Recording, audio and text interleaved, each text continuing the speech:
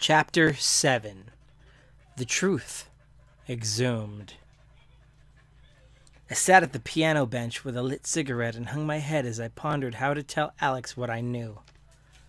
So you didn't find the casing? Then how do you... Just shut up and I'll tell you, I said. You see, Bradley and I were best buds. We bonded with each other over our shared situation. Daddy was a drunk prick. Mama was a functioning alcoholic who could hold a job. Neither one of them had any time for us. I paused to take a drag off the cigarette.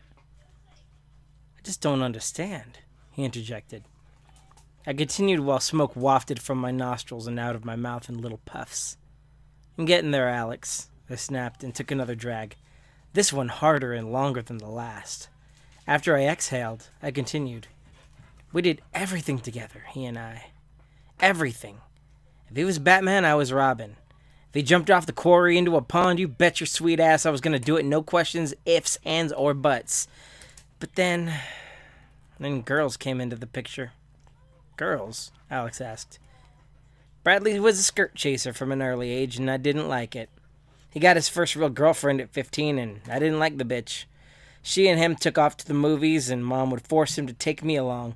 They'd go see some scary movie, and I was so scared I'd piss myself right there in the cinema. Literally. Suddenly, he had no use for me. I was a third wheel. I was ruining his fun, so I had to stay home. Who was the first girlfriend? Alex pondered. Not Sarah. It's been years, I said, scratching my hairline with the thumb of the hand that held the cigarette.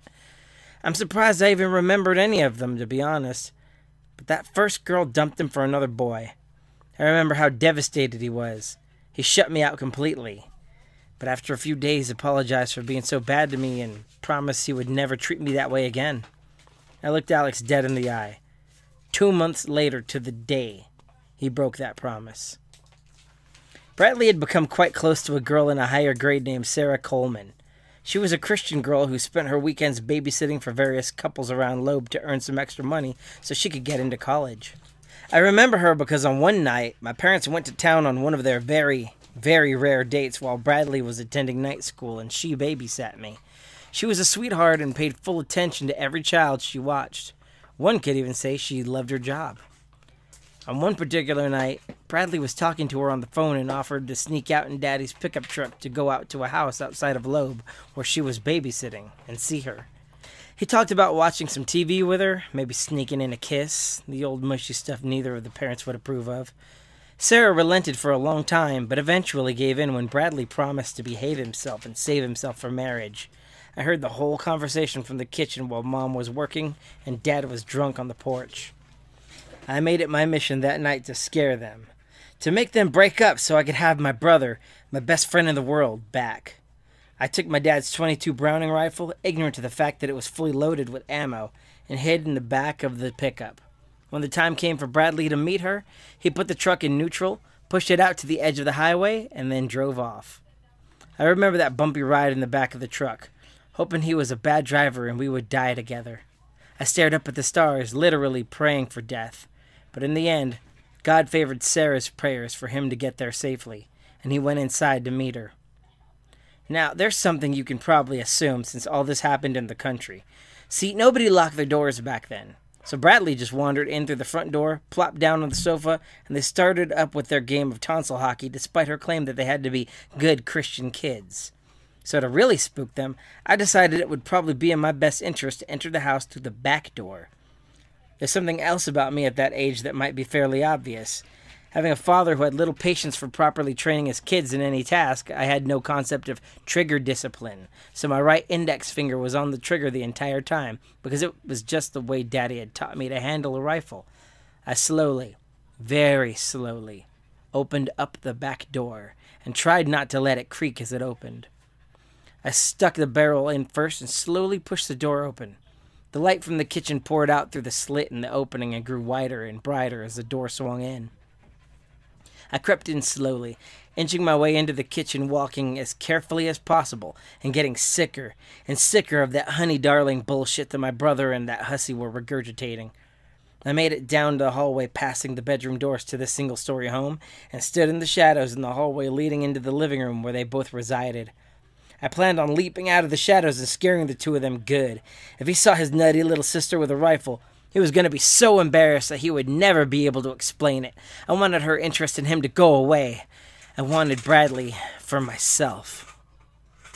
As I watched the two of them making out, a sound of pattering caught my attention. At first I thought it might have been a puppy or a cat that walked into the kitchen, but then a little blonde girl turned that corner towards me with a handful of cookies and was heading back to her room. She didn't see me. There was no way she could. It was too dark. But she stopped. She stopped short of the door and looked at me. I pulled the trigger. Bang! Cookies flew up into the air and she flew into the doorway, landing in a sitting position wearing her little pink pajamas. A huge red stain soaked to the front and her eyes glossed over. I was horrified. Bradley and Sarah leapt to their feet and entered the hallway. Sarah screamed at the top of her lungs and cradled the dead little girl in her arms. "What did you do?" Bradley screamed as tears streamed down his face. "What is wrong with you?" "She's what's wrong with me," I yelled. "She's taking you away from me." "You're just my sister," Bradley roared in my face. Those words hurt. Just my sister.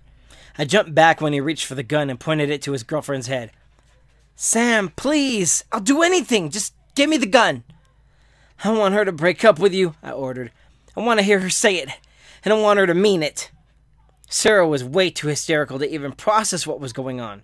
The child she was supposed to care for died right in front of her, and even if she lived, she couldn't explain to the parents some psycho with a gun snuck in the back and did it. "Say it!" I screamed. Bradley made another lunge for the gun, and I yanked it once more. This time I put the barrel to the back of her neck. The heat from it left an O-shaped burn on her pale skin. "Please don't kill me," she begged. "Then make a wish," I told her in a hiss. "Make a wish and ask God to make me go away. Break up with..." Bradley lunged for the rifle again, and my finger twitched. The gunshot blew through her spine, out through her windpipe, and left jugular, and she collapsed on top of the child, gurgling and sputtering on a fountain of blood. Bradley was horrified. He paced around, and I kept the gun pointed on him now. He just kept saying, "Oh my God," over and over, and I stood there completely traumatized by what I had done. The blood puddles were gigantic and actually spread to where we stood, prompting Bradley to drag me into the kitchen. "Why?" he wailed. "How could you?" "I just wanted," I squeezed out in a whisper, "to scare her. Nobody was supposed to..." "We gotta go," Bradley said. "You are gonna help clean up the mess you made, you hear?" He grabbed Sarah by her arms and had me grab her ankles. We took the bodies one by one and put them in the back of the pickup. Bradley snatched the rifle from me and pointed a finger in my face. "We'll bury them in the yard. No one is ever gonna know, okay? Okay, Sam?" He slapped me hard to get me to answer. I acknowledged by saying simply, "It never happened."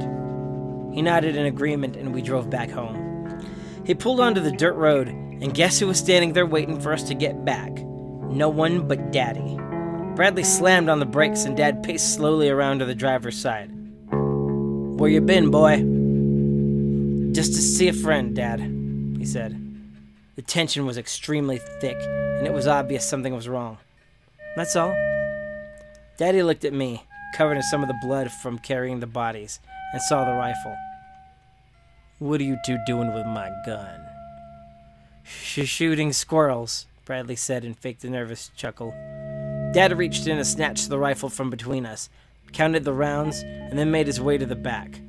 I watched Bradley's expression as he shrank in fear, anticipating Daddy's reaction. Dad came back to the window and rested his head on his palm, his elbow on the frame. There was a very hard silence that followed as Daddy pondered to himself how best to handle the situation. Finally, words found him. "Drive the truck around back by the tool shed," he ordered. "Grab 2 shovels and wait by the truck." Surprised that we hadn't been doled out a rightfully earned thrashing, we obeyed his commands and waited with a shovel each by the truck.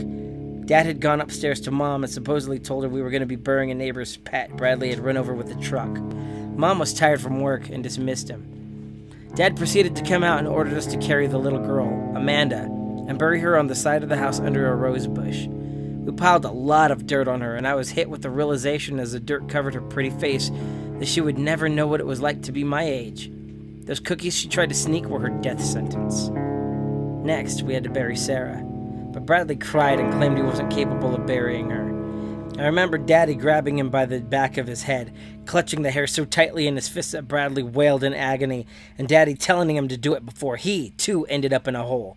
Bradley obeyed, and we buried her in the backyard behind the tool shed where Mom wanted to plant a garden. Bradley buried her real deep, a full 6 feet, and then Daddy began setting seeds and starting a garden. The one nice thing we ever saw him do for Mama besides their date every blue moon. When all was said and done, he ordered us to take off of our clothes. He burned them in the tool shed using gasoline and a match, and ordered us to go inside and wash up. It was the first time my brother and I bathed at the same time, and it was a horribly awkward moment in our lives.